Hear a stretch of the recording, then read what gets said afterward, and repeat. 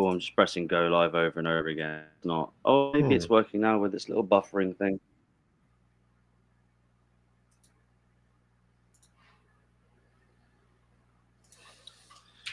We should be good to go. Let's see how this gets on. Blessed be the holy and undivided Trinity, now and forevermore. Peace be with you, my brothers and sisters. Welcome to episode number 5 of Tenconi Talks, live and direct from Tenconi Towers. The moment you've all been waiting for. Can you believe that it's Wednesday again already? Let us start by saying a massive welcome back to my hero, the mighty Father Calvin Robinson, live and direct in afternoon time in America. Hello, Father. Hello, how are you? Yes, I'm incredibly well, miraculously well. None of it makes any sense. We've got a packed show today, guys, and let us start, as always, by saying, in the name of the Father, and of the Son, and of the Holy Spirit. Amen. As ever, we're going to be updating you on the latest from news and events from UKIP HQ. And once again, I'm privileged to be joined by our lead spokesman, Father Calvin Robinson, giving time out of his day and ministry to support us on our crusade to restore order in Britain and to take back our institutions, which have been robbed rather undemocratically from us as well, by all sorts of horrible, nasty, lefty people with subversive intent on our Christian brothers and sisters, and indeed on this, a Christian land. And we're going to talk more about the topic of whether Britain is a Christian land or not, as I have some images to go through with you, Father. And we're going to dissect and we're going to unpack, not that we need to or explain ourselves, but just to re-inspire our patriots who potentially lose hope in the face of such nonsense from the online commie left, especially this time of year, always in the build-up, the beginning of Advent and a new liturgical season, and of course the build-up to Christmas. We're going to talk about patriotic wins on the right. We're going to talk about Labour's new immigration stance. We're going to talk about anti-Christian propaganda and anti-Christian policies. We're going to talk about the left-wing extremism we saw on Saturday in Bristol. We're going to be talking about me confronting Afghan traffickers in Calais. We're going to be talking about abortion. Yes, we're going to be talking about abortion. And we're going to be talking about my attendance in Hillingdon and Crowborough next week. So let us begin. Father, have you had a chance in any way to assess any of the footage that we put out from Saturday just gone, where I was in Bristol speaking on behalf of the Patriots? No, I haven't seen anything from Saturday. Excellent. So what we'll do is then, that tees me up nicely to show you. I think so. So we're gonna start with this. Check out Antifa. This is just one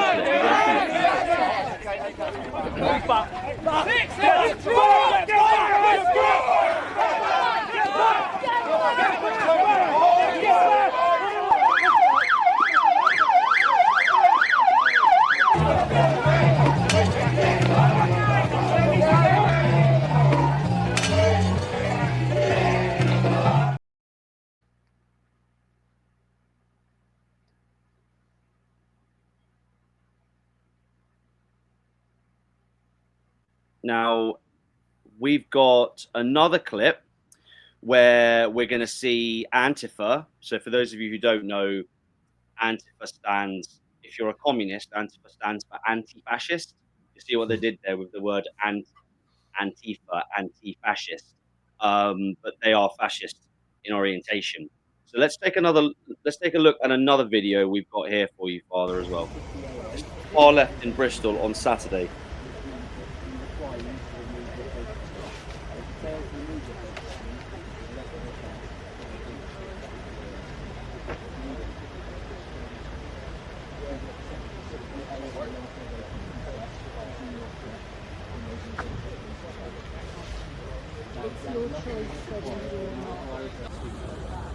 wedged in with the police, heavy police presence.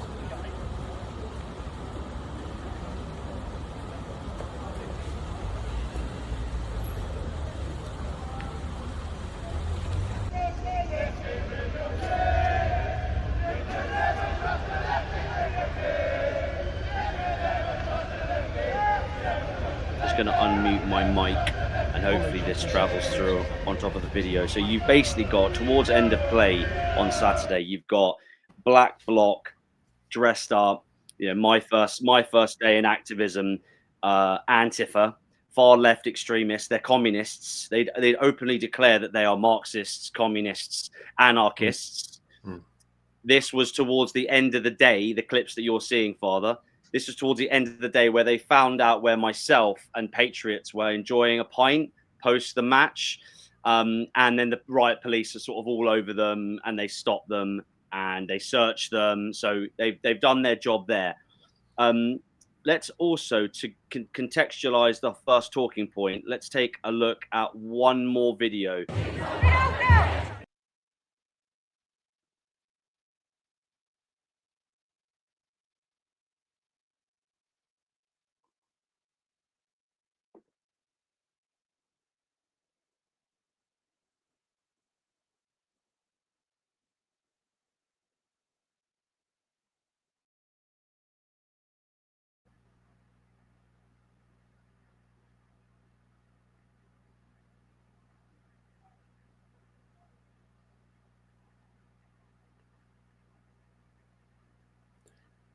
I see Julie Stokes and Donna Randleston were there on Saturday with the Bristol Patriots, apparently. We've got a little bit of delay here, which is really annoying, but it should be coming through, guys.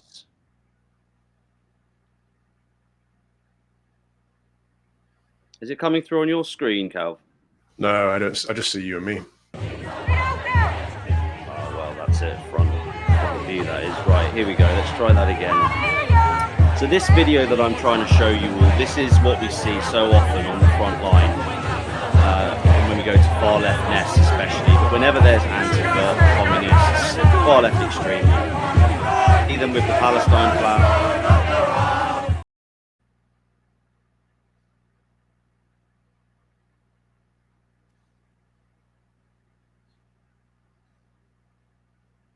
So check out this, guys. You've got the Palestinian flag.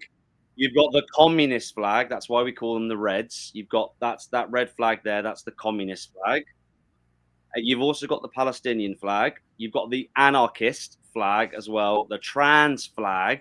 And this is what we call the unholy alliance. So for those of you who don't know, or maybe you're curious to know, or you know a little bit but not enough, you've got to understand what far left extremism looks like, what it sounds like, and who's part of that as well. You know, is it Marxists? Is it socialists? Is it liberals? But once again, we see the communist flag next to the Palestinian flag. Now, if I was running a march or a demo, as I frequently am, or an event, and an extremist flag went up with a very controversial flag, i.e. one that's linked to terrorism, I'd be the first person to have those flags and those people with those flags both taken down and removed. And then obviously we'd have to speak to them and ask them why they've done that. Are they confused? Is it a dare? Have they had one too many sherbets, for example? And they'd be spoken to. And if they didn't understand what they were doing, that's one conversation. But if they did understand what they were doing, then obviously they're ejected and they're not allowed back anywhere near me or my protests or my demos. But we see this all the time, Father. The communist flag side by side with the Palestinian flag. Now, you're obviously in the States. You've got it over there as well. What's your take on seeing the communist flag with the Palestinian flag and so frequently as well? What does that mean to you? It's terrible, really. The fact that we have foreign flags being flown in our country is bad enough. So there should never be a Palestinian flag any more than there should be an Israeli flag. The flag of England, Wales, Northern Ireland, Scotland, and the United Kingdom, they are the 5 flags that we should see in Britain. They are the only 5 flags we should see territorial-wise.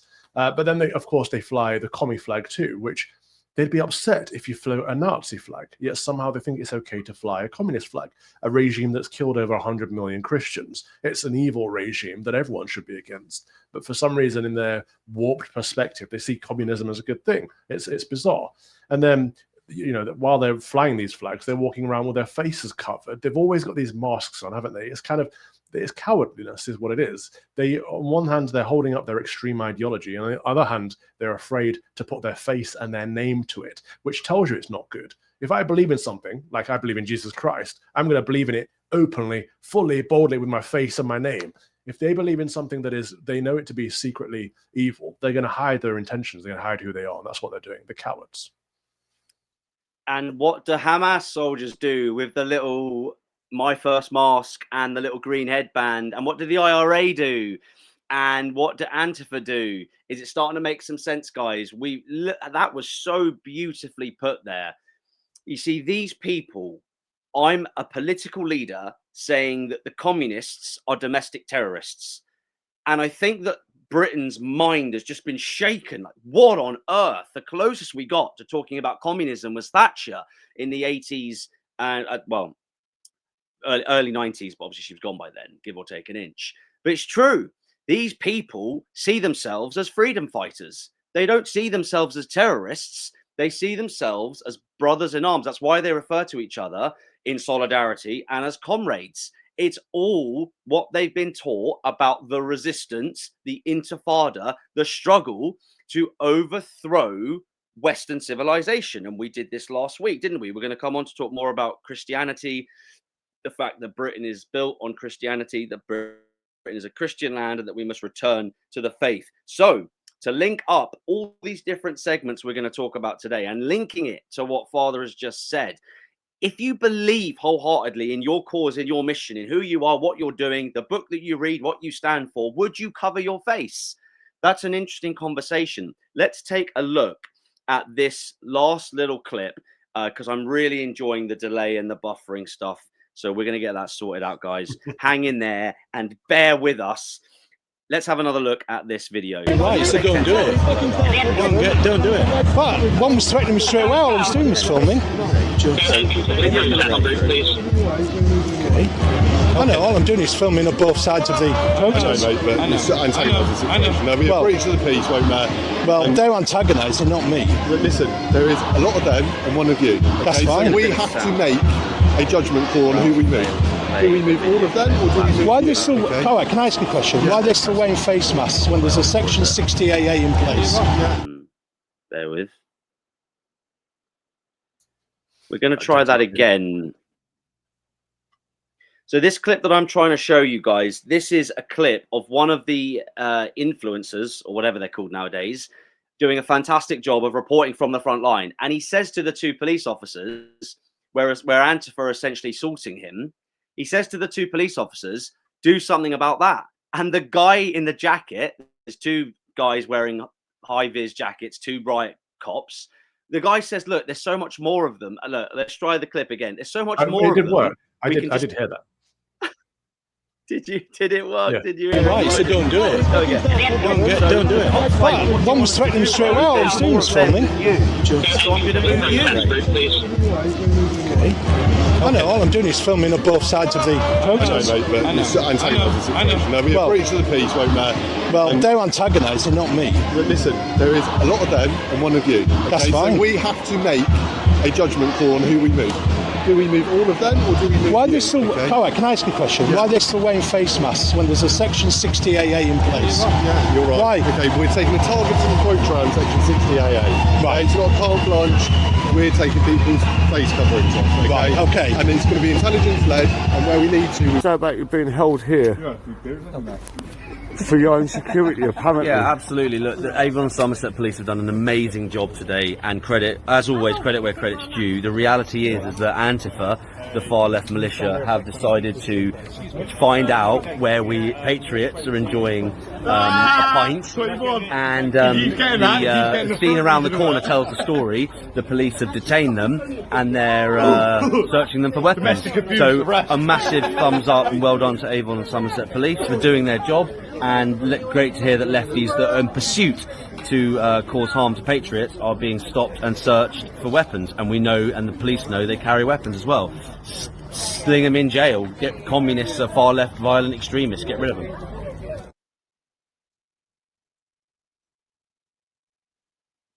Well said, that guy. Right, guys. Well said, whoever that man was. So, look, sorry about the delay there, but as long as it's coming through, all right. So, look, there you go, guys. You've got it. We've all got everything that we need to motivate and inspire us. Now, let's start linking some of this up to what I'm going to bring you on for, Calvin, with regards to the might and to the threat of the unholy alliance. Look, we've led the charge in unpacking this alongside other good patriots, historians, good men and women who have stepped up, clergy, but not enough people in a position of prominence talk about far left extremism, communism. Our enemies, all they do, far right this, far right that, far right the other. It just rolls off the tongue. As soon as you say someone's far right, that's it. They think Hitler, they think Nazi, they've got you. It's such slick propaganda. Now, if I call them left-wing Nazis in the comment section, and what are your thoughts on this, Father? If I call them left-wing Nazis, I'm leading the charge single-handedly sometimes, it feels like. Guess what's in the comment section? They're saying, well, there's no such thing as a left-wing Nazi. There's no such thing as a left-wing extremist. We're all really good people.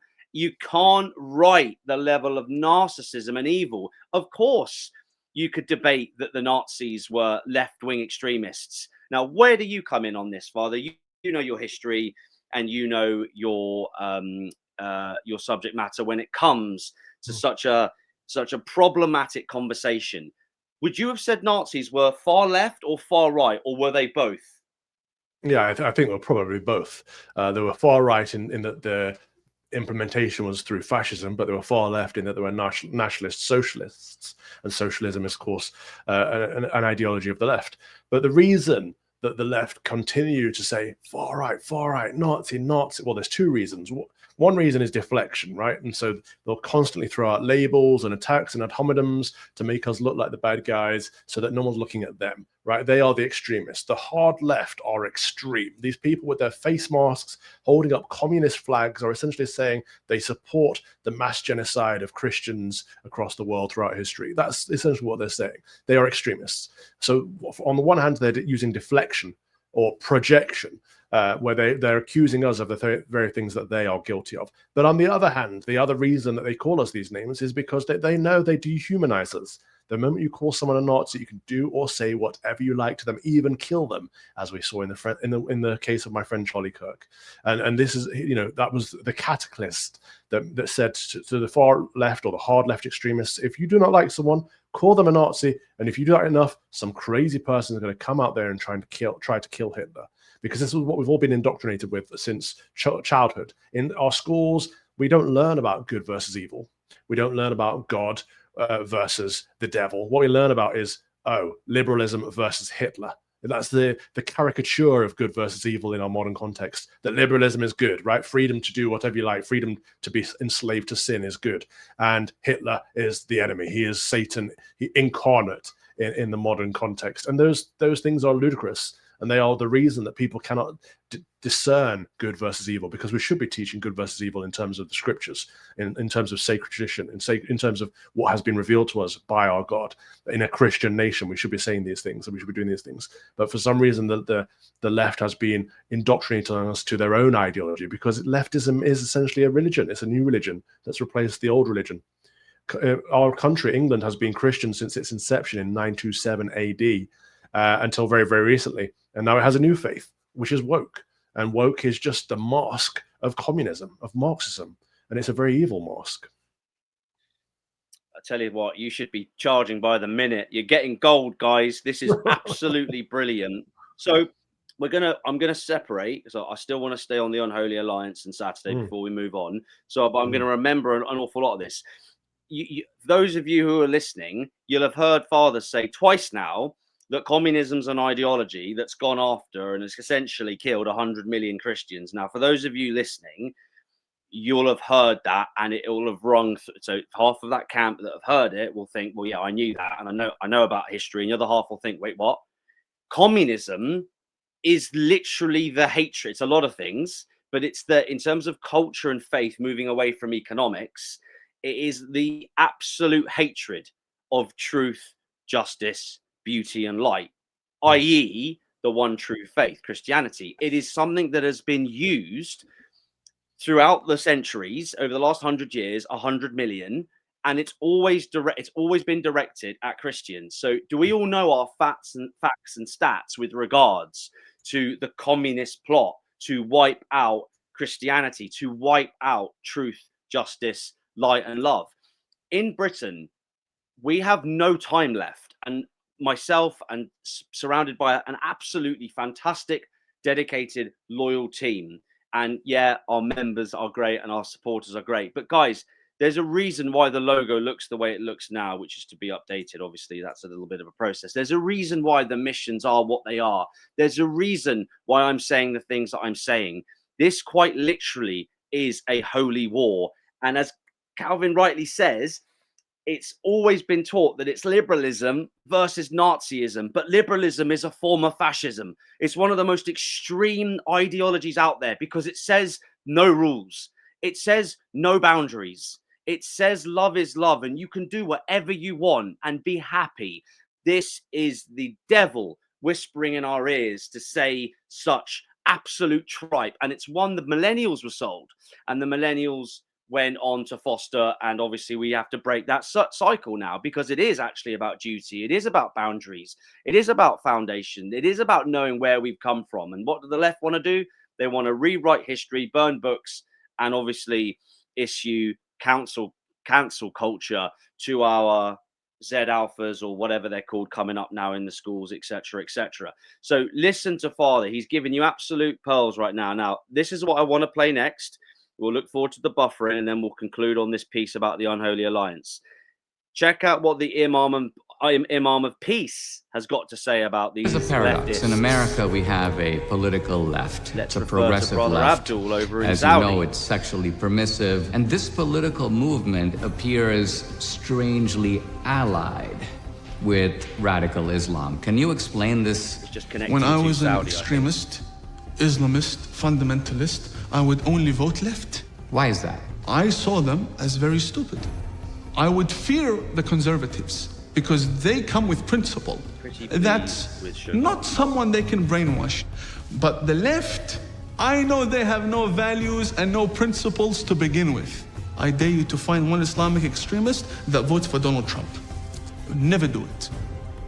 They'd give their vote to the leftist who wants to run around in pride parades. And Islamic extremists are against gays and homosexuals and transgenders, but they want the left to go and get busy with that. They want them, go speak about the climate, go speak about abortion, go kill yourselves, go do that. Ilhan Omar, she's fighting for abortion rights, and all the other, my body, my choice, yes, go do that. But would she have an abortion?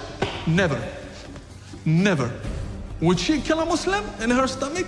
Never. What is the fundamentalist and jihadi agenda for America? The future of America has to... Fascinating. Was that Dinesh D'Souza?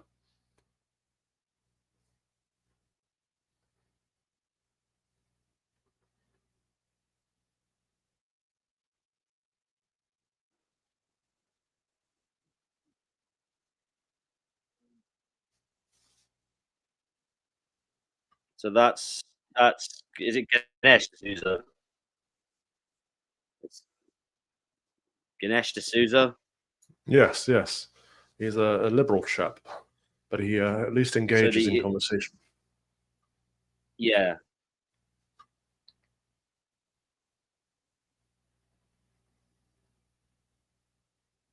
Okay.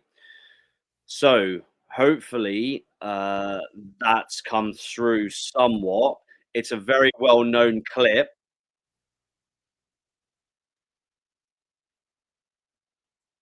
There's a paradox. In America, we have a political left. It's a progressive left.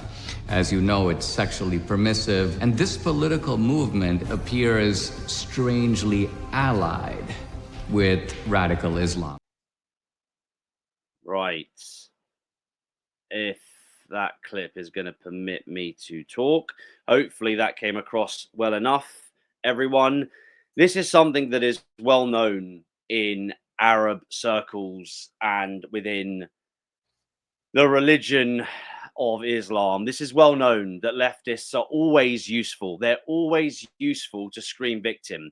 They're always useful to further the cause of intifada or the rising up against global oppression. They're so good. The left is so good at aligning with extremist causes, where those extremist causes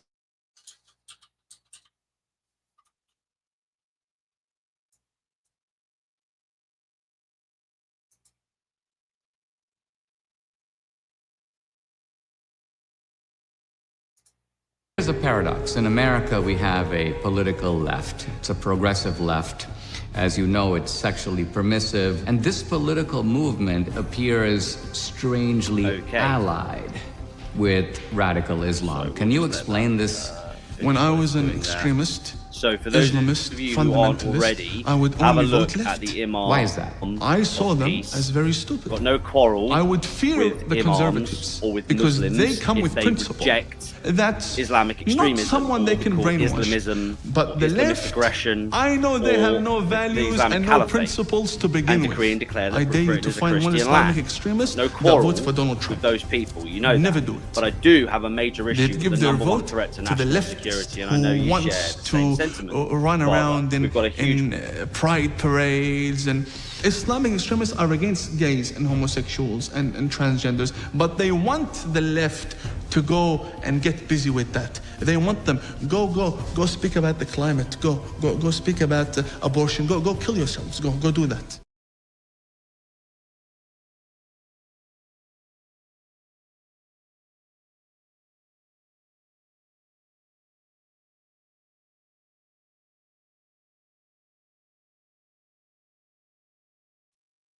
Back. I think we're back.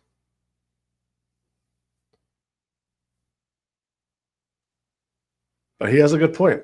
The Imam of Peace has a good. Firstly, is he not like the most clean-cut Imam you've ever seen? But secondly, he makes a good point in that, of course, they want us to kill ourselves. Of course, they want us to mutilate ourselves. Of course, they want us to damage our own society so that they can take over. It makes common sense.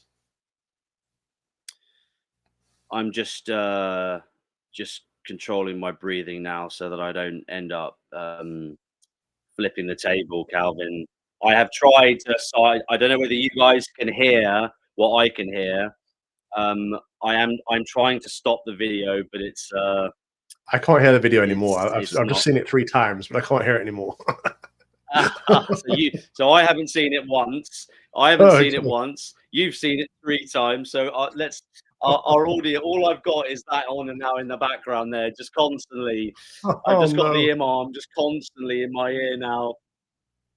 Yeah. Technology is the worst. Yeah. So that's.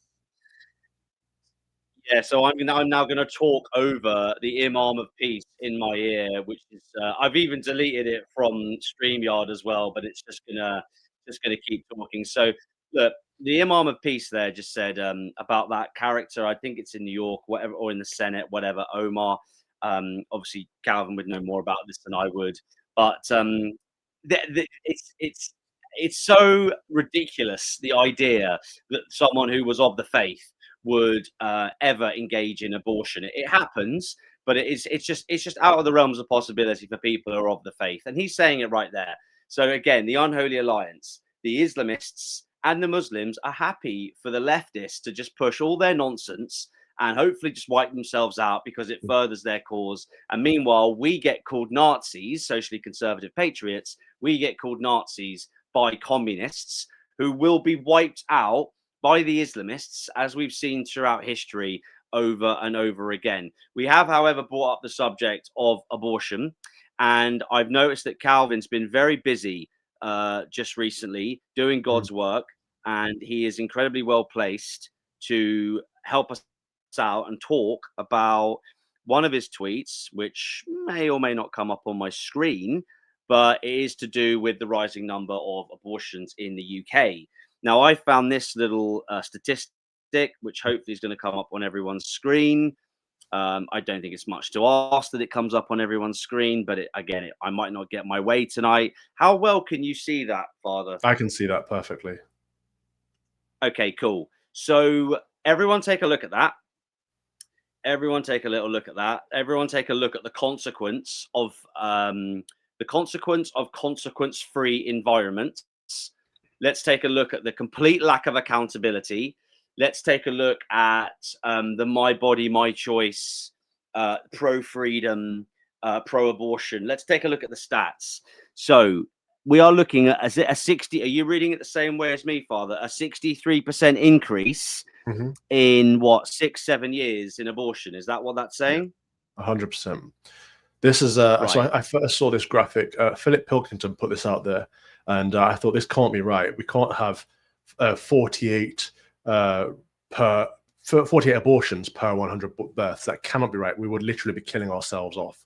And so I did my own research and found that this is actually true. For every 100 births in Britain, there are 48 abortions. So we are literally killing off a third of all human beings. It's insane numbers. At the same time as a third of pregnancies end in abortion, to put it clearly.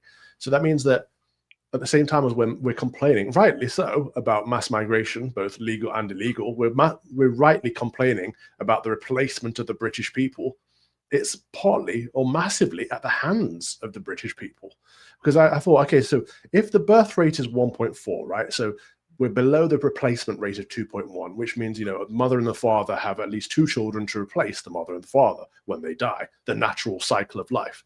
But if we're below that 2.1 replacement rate, which we currently are at 1.4, we are no longer replacing ourselves. So if we have a replacement rate that is half what it needs to be, as well as for 1 in 3 pregnancies ends up with abortion, we are ending the British society. So I thought, okay, so how long is this going to take for it to properly end? By 2060. So 34 years from now, Britain will no longer be British. And that's if we don't change a thing. That's with the current migration rate, with the current abortion rate, with the current reproduction rate. So if we don't change a thing, our nation is going to be gone by 2060. And so what if we stopped abortion today?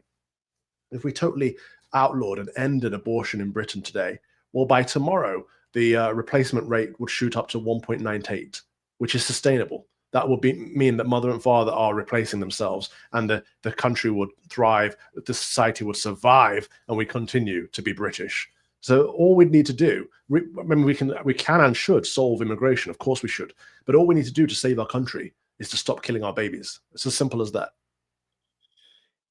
Sobering stuff, guys. I've got chills. What do you say back to that?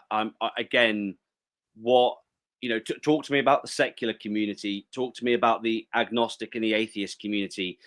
Talk to me about people that view certain people, certainly me, certainly Father, certainly lots of pro-lifers, socially conservative people who do their best as Christians, who decree and declare the one true God of the one true faith. We get called all sorts of things. What's the plan? There are statisticians and people far better than myself and probably Father combined who have done the mathematics on the whole 2.4, 2.1, 1.9, 1.8, 1.4 thing, and there is a zero barrier whereby if you haven't sorted it out by that point, there is no coming back from it. And meanwhile, socially conservative folk who do not identify as ethno-nationalist have to get called a traitor, or who have to be smeared by these people because they're so angry that they're being replaced. But as Father's rightly said, and the left aren't that, they're stupid, but sometimes they have moments. They've started to call us out. What's the plan? The more academic, the more educated ones. What's the plan, guys?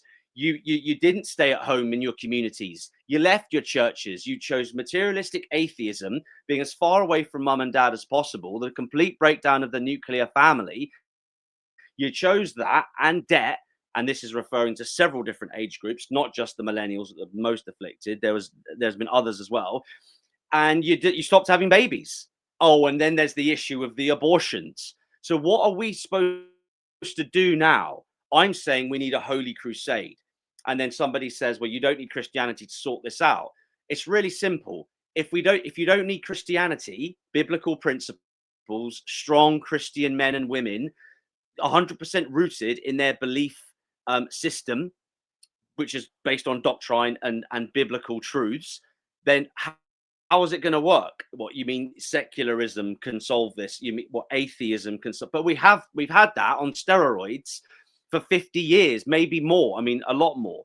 I'm going to put another screen on the stage now, guys, which I think is a different one. I just want to echo. Hopefully, you guys can see that. I can't see that at all. But Calvin's put out a post on Instagram again with the stats. Can you read? Do you have access to that? Can you see that, Calvin? Yeah. For every 100 births in Britain, there are 48 abortions. Nearly 1/3 of all pregnancies end in abortion. Only 2/3 of all babies in Britain are born. The rest are killed. This is mass infanticide. Lord, have mercy. The birth rate is 1.4, far below the replacement level of 2.1. If abortions ended now, the birth rate would shoot up to 1.98. We would practically eliminate any argument for mass migration. Way over 3/4 of all abortions in Britain are white. Is there a word for ethnic cleansing that is self-inflicted? If this continues as they are, Britain will no longer be British. And I've seen in the comments people like Daniel Ruin making good points that he said, we have lots of white British families that want to have more children, but it's funding it. And I reckon the way the country is, the government should be helping fund it. So there are two parts I want to address to that, if you can indulge me. One is that, yes, every single government department should be focused on the family, because the family is the core unit of our society, not the individual. We've been persuaded the other way by the liberals. It's not the individual. That leads to selfishness and wreckage, as we're seeing now. The core unit is the family. Every single government in every single policy should be putting the family first, should be incentivizing the family and reproduction, or procreation, or just basically encouraging people to get married, have children, and teach them the faith. However, it is not the job of the government to solve these issues for us. This is a societal problem that we can solve by getting married, having children, and teaching them the faith. And people often say things like, it's unaffordable. It's always been expensive to have children. But we are now richer than we've ever been in the history of humanity. We are the poor people in Western society are the richest they have ever been. And yes, things are still hard because inflation and prices go up, etc., etc. Taxes here, left, right, and center. I get it. Life is still hard. Life will always be hard. But we have the best opportunity now than we've ever had throughout human history to raise families. And so it's not an excuse to say I can't afford it. That's a liberal lie. The liberals want you to think you can't afford children. Of course you can afford children. You just have to reprioritize. It may mean you don't have a £1,000 smartphone in your pocket for both parents. It may mean just one family car. It may mean that you put the children and the family first over career prospects and schooling systems. It may mean doing what we used to do, in that the father goes out to work and the mother educates the children. It may mean all kinds of things, but there is a way to make it work if you want to. And it's such an excuse that I hear so often that we can't afford children, because the liberals have been saying it for so long. Either you can't afford them or they're bad for the environment. Both lies. Have children, get married, then have children, and then teach them their faith. I don't know what to say, guys. I really don't. It's difficult for me. It really is. This isn't about judgment. This isn't about judgment at all. We're all sinners. We're all unworthy sinners. We're all repentant, unworthy sinners. But we're leading the charge at UKIP for a holy crusade, right? We've said that. Yeah, the general population is roughly speaking is aware of the fact that we're saying secularism hasn't worked, bit of a lie. Liberalism hasn't worked, bit of a lie. But also don't want to offend anyone. We're taking our country back. It's a holy crusade that's required. If we start having babies and stop having abortions, guess what? The media, the government, and all things commercial will recognize that and go, right, well, we better pound. Everyone's got a pound sign above their head. We better pander to those people because that's our business. And I keep saying this over and over again. There are so many great arguments that can be put forward. to make people want to be part of this journey. But if people go, yeah, I heard that and that sounds great, but I also love my freedom, we haven't achieved anything. If we do all the stats and we do all the numbers, and then people hear it all and they've understood the mission, and then they don't course correct or behavior change, then we've achieved nothing, and we are running out of time every single day. And obviously then there's the illegal invasion, which continues. So I'm so impressed, as I always am, with what Father's said, with his stance and what he's saying. And again, the fact that he's clergy, it's so important. And of course, I'm in a really blessed parish. I'm blessed and based priests. There's no messing around in my parish. It's just take that, and it's reverent, and everyone gets it. But I mean, look, I sometimes think, who are we trying to wake up? Are we trying to wake up the normies? Are we trying to wake up the secular and the liberals? I think all that's left is to say to the Christian community, we want to achieve the Christian bloc vote, which says that we are going to protect the most vulnerable within society and deliver justice to our girls, such as the Christian command, Christian way of life, Christian ethos, method, mindset. And I think that's where I'm going with this, Father, is we've got no time left. So we're after the Christian bloc vote. If you're a Christian, and I don't mean a fake Christian, and you might have to help me out here with my language a little bit, because again, we're all unworthy, repentant sinners. But I'm interested. If you're a Christian, how can you be anything but socially conservative? Not every conservative is a Christian, true, but every Christian's a conservative. Can we just segue back to your opinion on that? And as someone, I don't want to put you in a bad spot, but as clergy, do you think that this needs to be said more and more? Like, could you be a socialist or a commie or a liberal and be a practicing Christian correctly? I think that's what I'm trying to say. No, and let me just quickly say respect to Daniel. He said, love that response. And also respect to Carl Atkin, who said he's got, was it 8 kids at the age of 44. That is incredible. This is what we need to be doing, leading by example. I love this. And Olive Sanders as well says she's a mother of 6 now, all grown up. This is the way. We have literally one generation left to save our country. 34 years is just over a generation. But no, Nick is right. You cannot be a commie or a liberal and a Christian. And again, it's been one of the lies of the devil for a long time to persuade Christians that actually you can be more liberal, you can be more inclusive, you can be more diverse, you can be more equitable. Again, that's a different religion. That's woke. The Christian religion is naturally conservative, because socially conservative at the very least, because it teaches that the family is the core unit, and from that family we have the parish, from the parish we have the community, from the community with the nation, and these are all things we should love and protect, but not just love and protect. We should honor them. We should be obedient to them. We should serve them. We have a duty and an obligation to our family, to our parish, to our community, and to our nation. Like, we are a part of a greater whole, not just within those respects, but also, of course, within the church. We are a part of the body. We make up the bridegroom collectively, not as individuals, not on our own.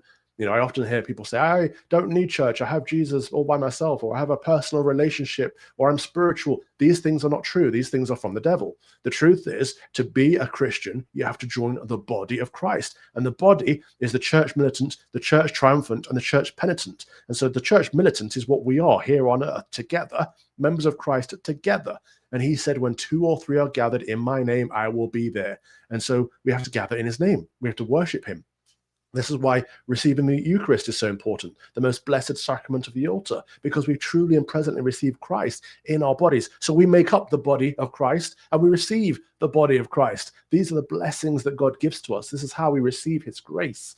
You know, the sacraments are a means of grace, but even if you're a non-sacramental Christian, you can still go to church and be a part of the church. And so when your church tries to push you towards liberalism, they're pushing you away from the church. And find a solid Orthodox church that doesn't do that. Find a solid Orthodox church that believes in the messages of Christ, that actually it's a good thing to love your family and to love your nation. It's a good thing to protect those, you know, both your family and your nation. And it's a bad thing to step away from the scriptures in terms of women pastors, in terms of affirming same-sex sin as a lifestyle choice, in terms of pretending you can change your gender, all these modern lies that we hear left, right, and center. If a church is teaching those things, it is not a part of the church. Find somewhere else. But there are plenty of good, solid, sound Orthodox churches to be a member of. So don't let it put you off. because that's what the devil wants. The devil wants a sinful person to persuade you that the church is sinful. And as Nick has pointed out, we are all sinners in our fallen nature. Of course we are. We all have the capacity to sin,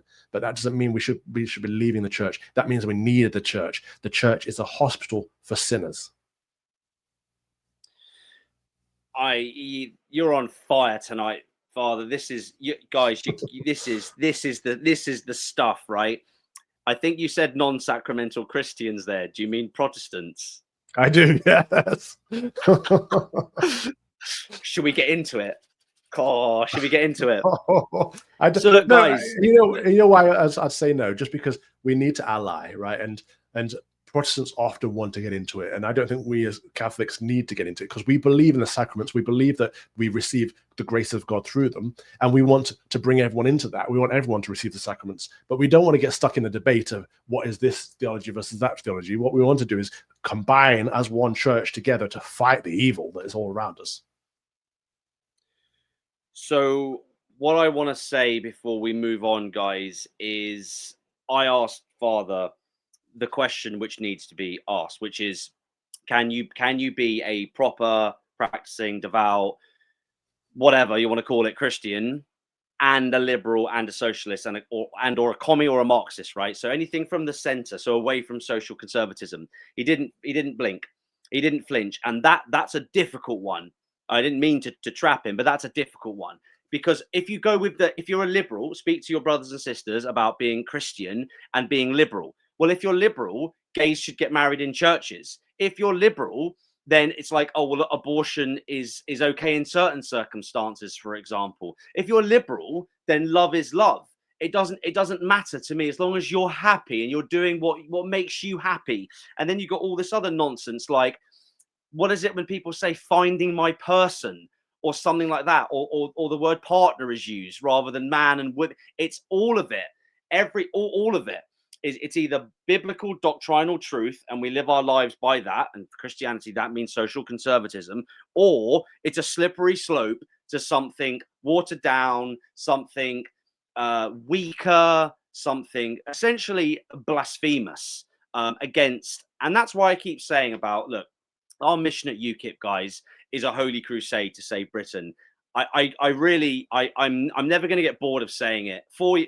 Last summer, Reform returned 4 MPs, right? People are still backing Reform. They're still backing Nigel. Last summer, they returned 4 MPs. They can't do anything in the Commons. The Lib Dems and Greens have just as much power as Labour do. We're going to come on and talk about immigration in a moment. They have just as much power as Labour supermajority. That's what happens when you're a rising star, when you're a rising power. Reform have no power. And it's just been an endless farce, like with regards to Rupert's treatment, and there's a few other bits and pieces in there. So more and more, and I seek Father's counsel on this, and also ask you guys, the viewers, the voters as well, what's the plan? What have I got to do to make you sign up to UKIP's mission? It's a holy crusade. We're taking our country back. There's nothing left. What, the Tories? What you mean after lockdown? What you mean after the last, 20, 25 years in terms of how much form they've got? What, we're all turning our heads towards Labour now. We should all join Labour because Shabana Mahmood said something moderately right-wing. I'm calling for a holy crusade. Now, look, there's about 2,500 people watching this. There's a banner running along the bottom of the screen. If you haven't already, guys, go to ukip.org and join, become a member. It's £30 a year to join a political party. There'll be people out of the 2,500 that have never joined a political party before. They don't even know what it means. Don't worry about it. If you're not part of a political party, you're not funding it. So if that political party disappears, there is no more political party. This is hang in there time, guys. It's life or death. Get onto ukip.org, become a member. And once you've become a member, we update you with regards to how the party is here to help and support you campaign locally in your area, and how to build teams of activists to inspire your neighbors and your brothers and sisters living within your community via, obviously, a targeted marketing campaign. And all of a sudden, you'll look back in 5 years' time and go, wow, joining UKIP was the best thing I ever could have done. You don't see the result that second, but 5 years on, you will be a fully fledged crusader / activist trying to take the country back, because we live in a first past the post system. And if we don't use the political solution that UKIP is offering, we are going to lose. We're going to be outbred. The Islamic Caliphate and the Unholy Alliance will take over. Who's running parliament, guys? Between red, yellow, and green, that's the Unholy Alliance. They're running this country. We have to be in their shoes. We have to be in those positions. Go to ukip.org and join up today. You've all got to become a member of a political party, guys. I don't want to hear it. Excuses. I've given up. There's no point. No, we have another shot at this, but it's potentially our last. Let's get on to the subject of Shabana Mahmood's Home Secretary. Let's get on to the subject of her immigration announcement, where I could have picked a much better picture, but it doesn't matter because we're going to talk about it anyway.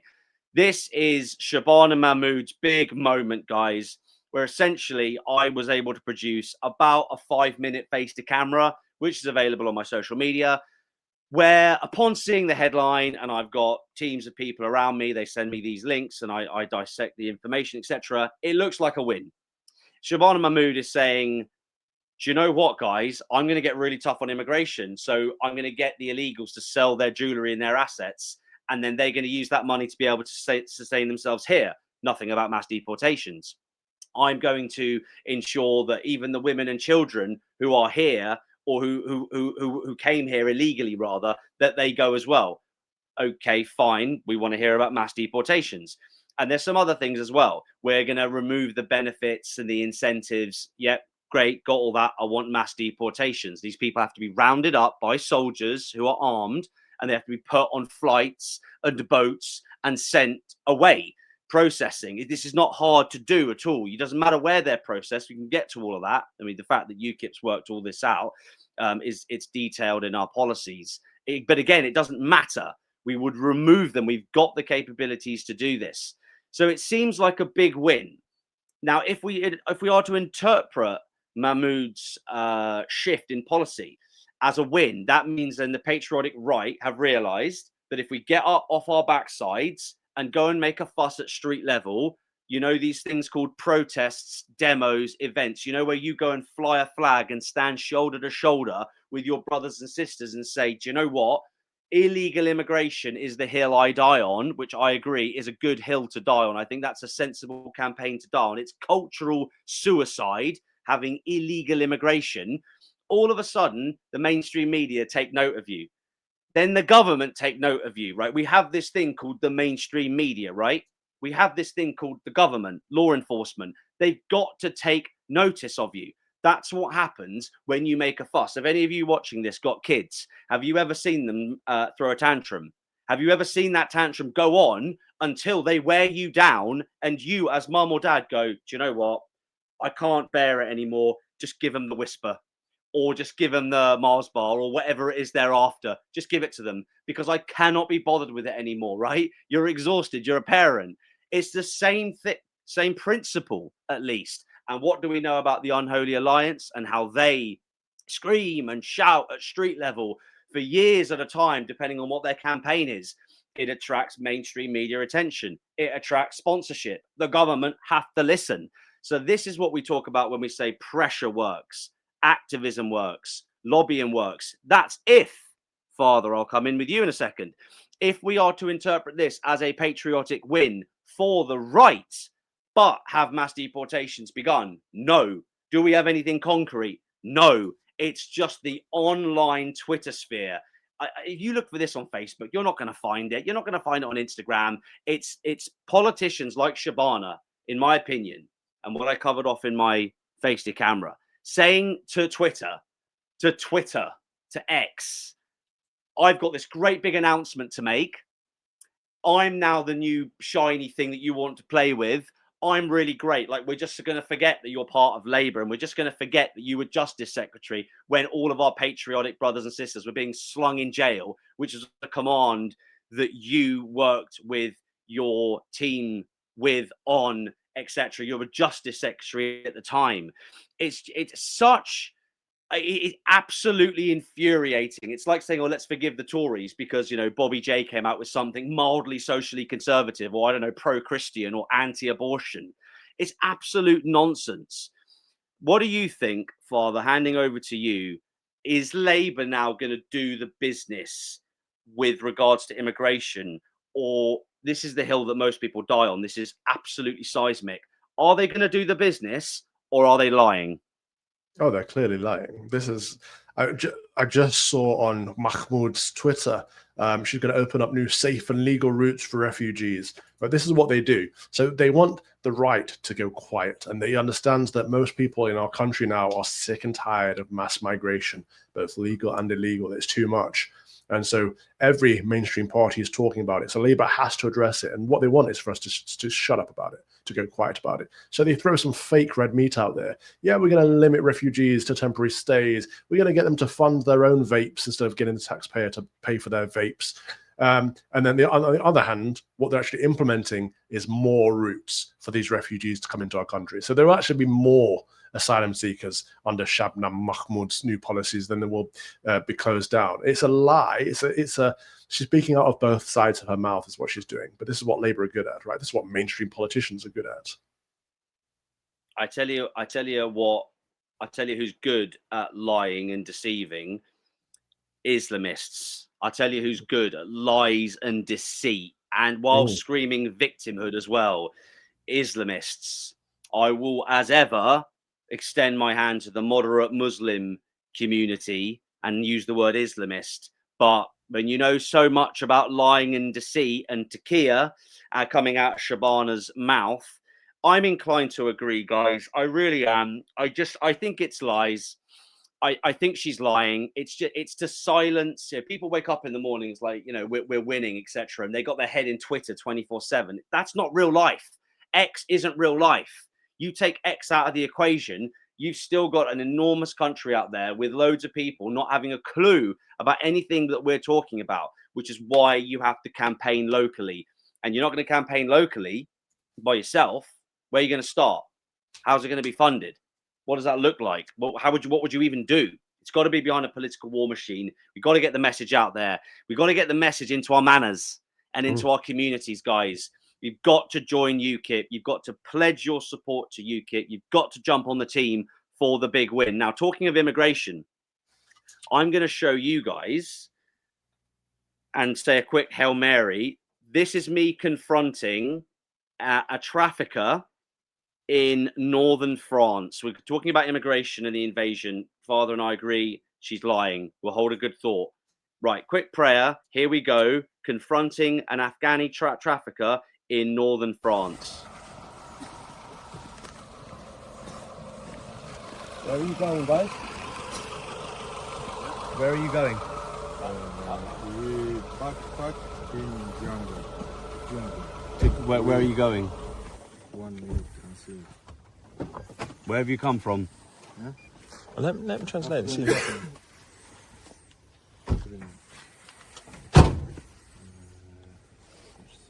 Where are you going to?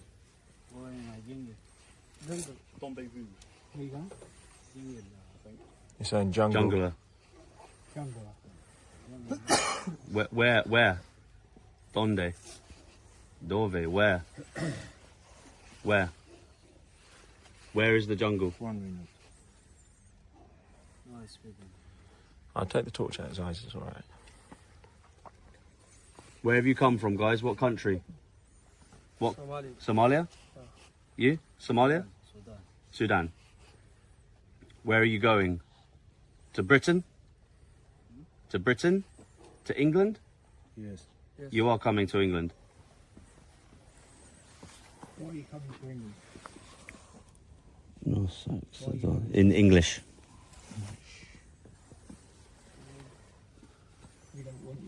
Our backpacks are in the forest.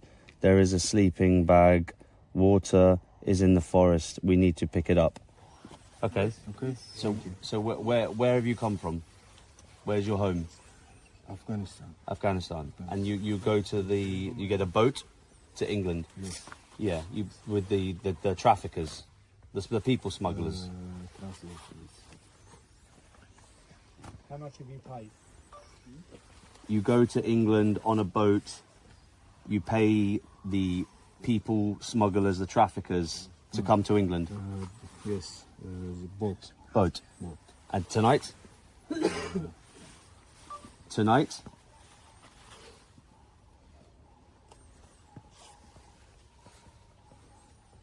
No. It's cancelled. На сегодня отменили все отбой. Нам надо поехать, рюкзаки свои взять и возвращаться в лесу. They cancelled for today, all lights out. We need to go get our backpacks and go back into the forest. Which way? This way? This. We go here. The backpack is here. Where is this? Oi Plage 62215. You walk there? Yes. You walk. Yes. How many of you? How many? 1, 2, Combien? Combien? English. How many migrants in the camp?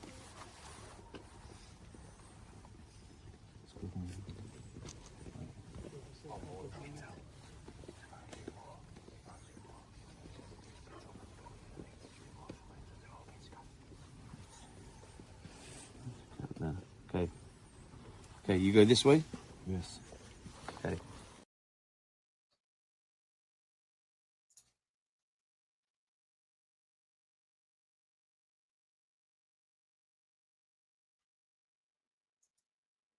Could do with a universal translator. Let's just get rid of this. Get rid of Mahmoud. Yes, please. Now. Yeah, she's doing my head in. I really don't like her at all. So look, guys, you've just seen there. For those of you who aren't on, well, by definition of watching this, I guess you are on social media. Everyone needs to see that clip of me confronting with my team the Afghani trafficker. Look, I don't care whether they get rough. I don't care if they sing like a canary.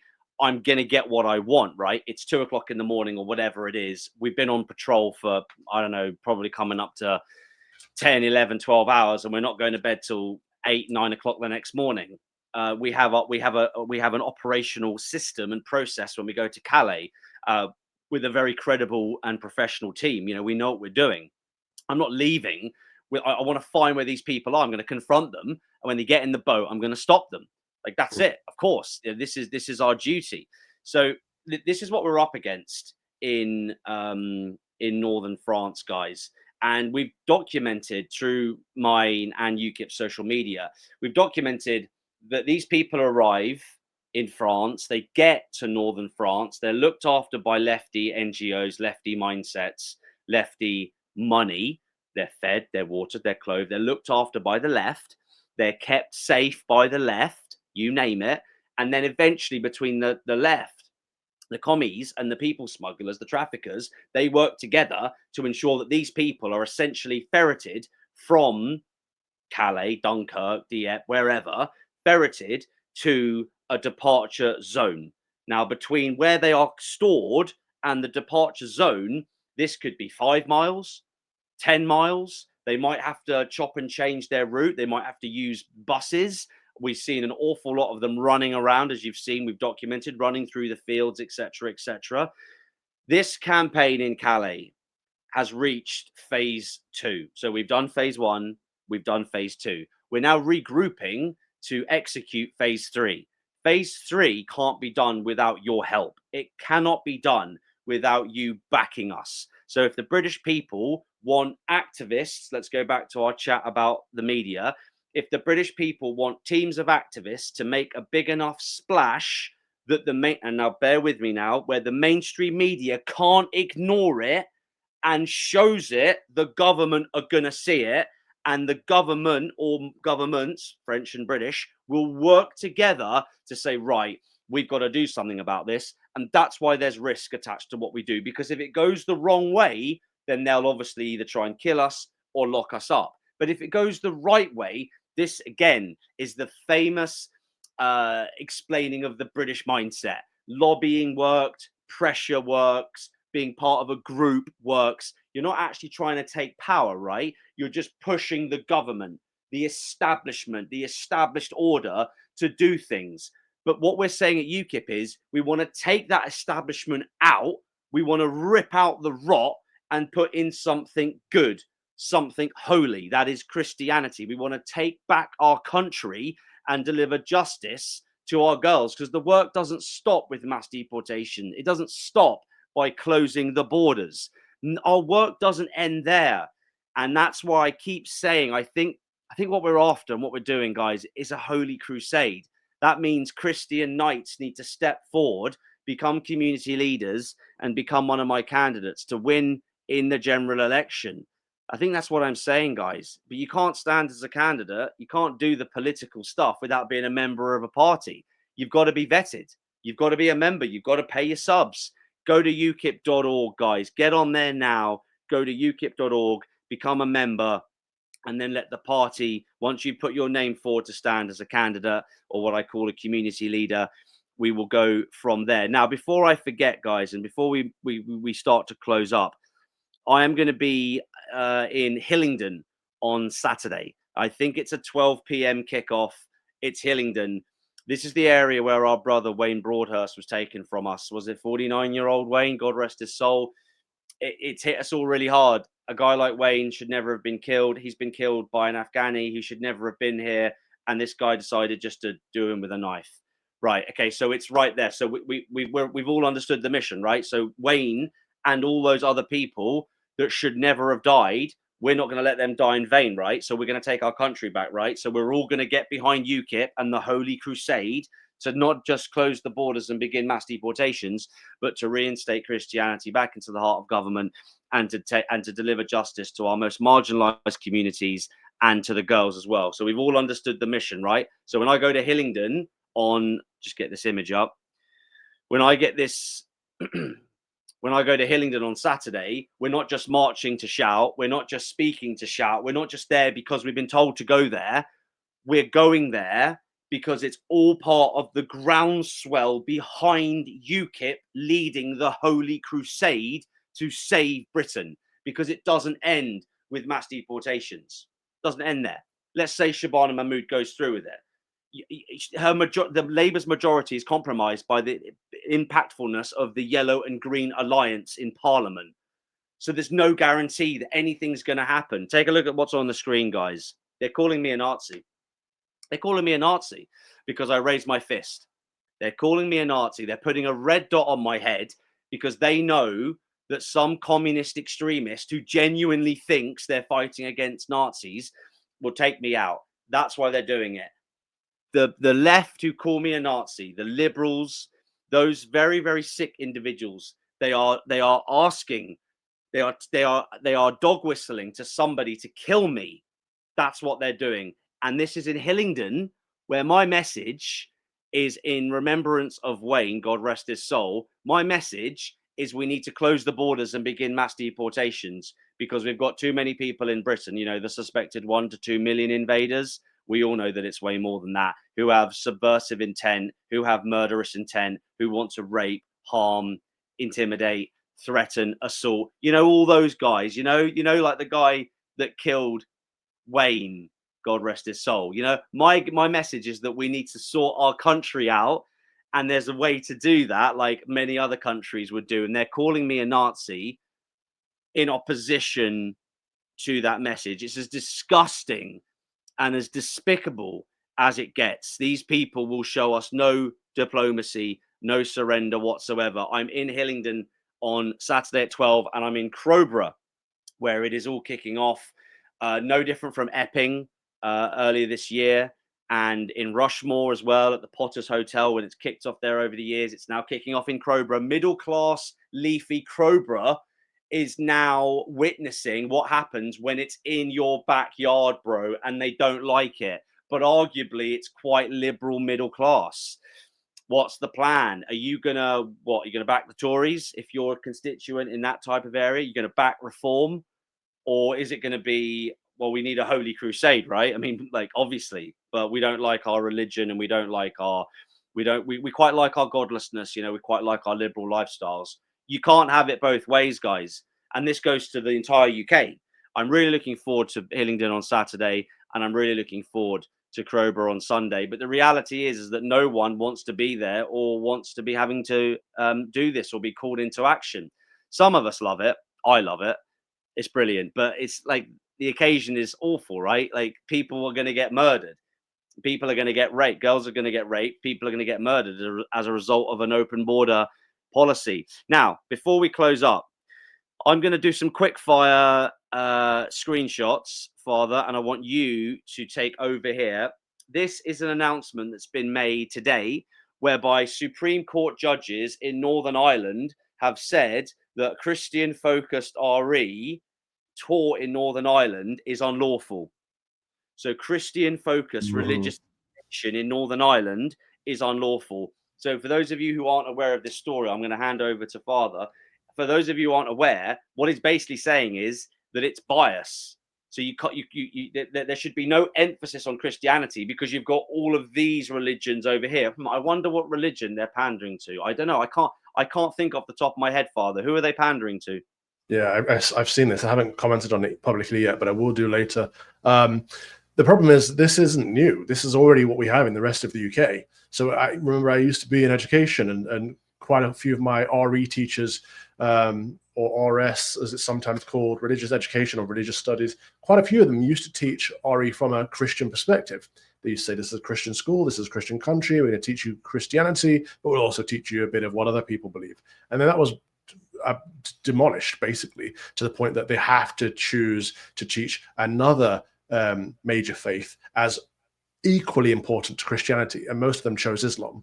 And so most of the schools in London now, and I imagine that's the same across most of the UK, are teaching Islam as a major topic in RE, when of course we should be teaching mostly Christianity and how to be a good Christian. And so this announcement of Northern Ireland wasn't surprising to me, because it's just following the way of the rest of us, we are leading the way in this debauchement, in this breaking down of our faith. And it's a great shame, because we still are Christian countries. We still are Christian nations, and that should be the paramount of what we teach. It should be the foundation. We can say, yeah, this is what the Mohammedans believe, this is what the Sikhs believe, this is what the Buddhists believe, etc., as well as, but we should be focusing primarily on Christianity. Take a look at that, guys. We are going to finish this topic before we go anywhere. This has caused outrage. This is quite a quick fire round, as Father rightly says, because this is nothing new, and this happens all the time. Tesco's are now selling their Christmas trees. I don't really get it. I like a tree. I want to smell the tree. You know, I don't want a fake tree, but I know that they're very popular. Whatever, I don't know, whatever people want to do. But the Telegraph have put this up, and you guys, I'm sure you've seen it. It's gone fairly viral. Tesco's on the box. It's an evergreen tree. The word Christmas isn't in there. It's a Christmas tree. It's been a Christmas tree since the start. You know the word Christ in Christmas. No, you don't need to overthink it, guys. It's a Christmas tree. So what are your thoughts? Let me get your thoughts on that, Father. Just don't buy them. If anyone's removing Christmas from anything, just don't buy them. Like, speak with your wallet. Brother, I'm going to have to go in a second because we're over time, and I've got spiritual direction to lead in a minute. We are going to 100% wrap up now, because you have spiritual direction, and we need spiritual direction from you. We need spiritual direction from the clergy. So let me just start by saying, I've put one more screen up there where it says BBC News announced Regent Street is to go car free for Festive Fun Day. Again, the word festive. What's a Festive Fun Day? It's a Festive Fun Day is where I flip my table and smash my fist against the wall because I can't take another second of any of it. I'm laity, so I get to say that. But we need more clergy saying that, I think, because too many people, too many Christians are sitting at tables they were sent to flip. That is the truth of the matter. Too many Christians are sitting at tables they were meant to flip. I can't end on a better note than that. I'm angrier now than when I started, but I'm pumped. I'm motivated. I'm inspired. Guys, I have massively gone over here, and I just want to say a massive thank you to everyone for dialing in, for listening in, for tuning in. A massive thank you to Father Calvin. We are going to start at the later time next Wednesday of 7:30. In the name of the Father, and of the Son, and of the Holy Spirit. Amen. Thank you so much, Father, for being with us. God bless you. God bless you all. Join UKIP. Holy Crusade. We're taking our country back. Good night. Amen. Oh. The graceful end. That's it. Just bosh. End stream. We'll see how that works out. And then If yes, you all those- donate, we can get Nick a better internet connection. How about yeah, that? yeah. I honestly, it is just beyond, because do you know what? Let's talk about it offline. Let's talk. Apparently, there's nothing more I can do, and yeah, let's have a